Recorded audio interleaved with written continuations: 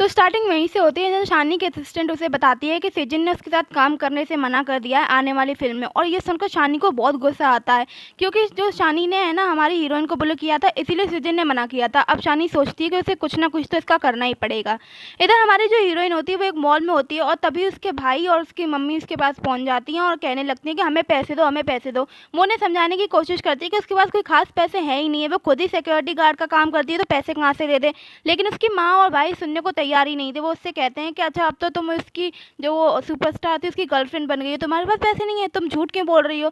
वो उसे कहती है कि मैं आपको बोल तो रही हूँ मेरे पास इतने पैसे नहीं है और आप लोग हर महीने ऐसे क्यों करते हो। वो दोनों ना उसके पैसे पे ही पड़ रहे थे और फिर भी उसका कोई एहसान भी नहीं था, बल्कि उसको ही उल्टा खरी खोरी सुना रहे होते हैं। यहाँ तक कि निया की मम्मी तो नीचे बैठ के बच्चों की तरह करने लगती है कि हे भगवान देखो मुझे कैसी बेटी दी है, ऐसे मेरी कद्र ही नहीं है। और ये सब वो कब करती है, जब शानी वहाँ आ जाती है।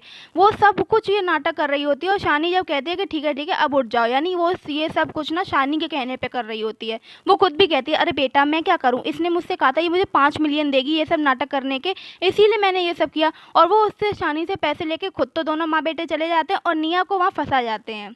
यहाँ शानी ने ये सब कुछ करवाया होता है हमारी निया को धमकाने के लिए। वो उससे कहती है कि मैंने तुम्हारी ये सारी वीडियो बना ली, अब सोचो अगर इतने बड़े हीरो की गर्लफ्रेंड की माँ ऐसे करेगी तो क्या रेपुटेशन बनेगी उसकी। इनडायरेक्टली वो शानी को धमका रही होती है। तो शानी कहती है कि तुम्हें चाहिए क्या हो, तुम ये सब क्यों कर रही हो, तुम भी तो सृजन को पसंद करती हो ना।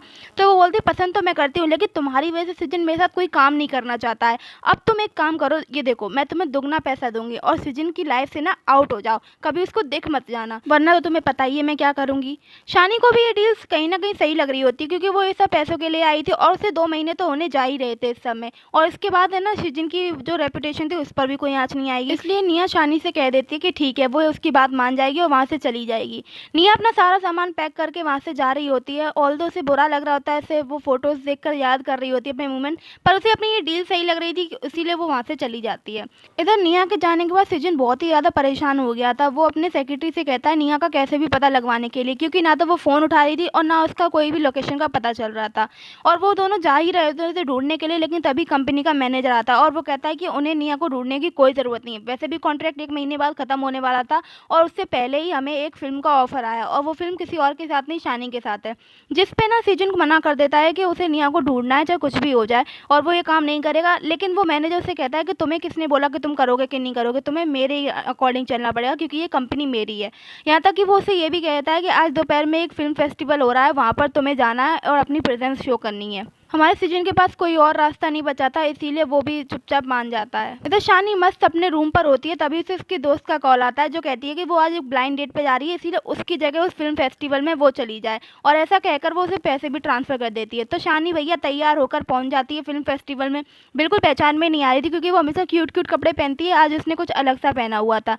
पर कहते नहीं है ऐसे फंक्शन में टकरा ही जाते हैं, कौन बेवकूफ़ दोस्त। उसकी भी एक क्लासमेट उससे टकरा जाती है और फिर उसकी बेइज्जती करने लगती है कि अरे तुम भी यहाँ हो, अरे तुम तो उसकी गर्लफ्रेंड थी ना, तुम यहाँ क्या कर रही हो, और तुम तो ऐसी हो। और ऐसे उसकी बेइज्जती कर रहे होते हैं कि तुम तो सिक्योरिटी गार्ड हो, तुम तो बाहर खड़ी हो, अंदर कैसे आ गई, ऐसे मजाक बना रहे होते हैं। इनफैक्ट जब निया उन्हें इग्नोर करके जा रही होती है तो वो उसका हाथ पकड़ लेती है कि तुम यहाँ ऐसे मुझे इग्नोर करके कैसे जा सकती हो। तो निया के कम थी, उसने भी उसका हाथ मोड़ के रख दिया, उसमें इतनी ताकत थी भाई साहब, बेचारी वो लड़की तो छुप ही रह गई। फिर ना उसको कुछ दिख नहीं रहा था क्योंकि ताकत से तो वो निया से जीत नहीं सकती थी, तो वो वहाँ पर सब रिपोर्टर्स को बनाने लगती है, अरे देखो देखो ये वही है ना जो अभी कुछ दिन पहले सृजन की गर्लफ्रेंड होने का कर रही थी, ये कोई गर्लफ्रेंड वर्लफ्रेंड नहीं, ये तो सिक्योरिटी गार्ड है, इनफैक्ट ये ना कुछ है भी नहीं है, इसको कुछ आता जाता नहीं है। रही सही कसर जो थी वो शानी ने पूरी कर दी थी क्योंकि शानी वहाँ पर आई तो सारे न्यूज़ रिपोर्टर्स को देख रहे थे। तो शानी कहती है तुम सही कह रहे हो, ऐसे अरे गैरों को बुला क्यों लेते हैं पार्टी में। इनफैक्ट ये ना सिर्फ प्रिटेंड कर रही थी कि सृजन की गर्लफ्रेंड है, असल बात तो ये है कि मैं और सृजन अब से साथ हैं। मतलब वो अनाउंस करती है कि सृजन की गर्लफ्रेंड अब से वो है।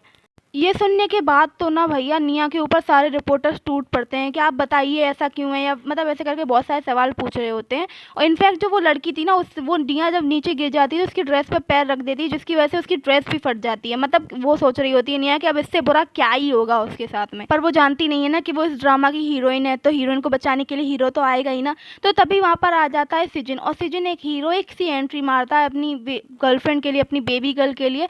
और वहाँ पर कहता है कि तुम सब लोगों को क्या क्या लगता है, ये मेरी आज भी गर्लफ्रेंड है, हमारे बीच में छोटा मोटा झगड़ा ज़रूर हुआ था, इसका मतलब ये थोड़ी है कि हमने ब्रेकअप कर लिया था और तुम सबकी हिम्मत कैसे हुई। तो रिपोर्टर्स कहते हैं कि अच्छा, अभी शानी बोल रही थी कि आप दोनों साथ में हैं, तो वो कहता है कि अच्छा, तो तुम लोग को लगता है कि मैं और शानी साथ में हैं, मैं इस सब की कोई जिम्मेदारी नहीं लेता। और तुम्हें यकीन नहीं है ना इस बात पर ना, वो हमारी हीरोइन को किस कर लेता है। ये देखने के बाद तो सभी मीडिया और सभी लोग शॉक हो जाते हैं। तो वो बोलती है, वो लड़की, कि अच्छा तुम एक बात बताओ, तुम ही तो ये सब बोल रहे हो, तो निया तुम बताओ ये सब सच है कि नहीं। अब निया क्या बोलेगी, क्या वो सच बता देगी या इस नाटक में साथ देगी, वो अगले पार्ट में पता चलेगा। तब तक चैनल सब्सक्राइब कर लो, वीडियो लाइक कर लो। Bye bye.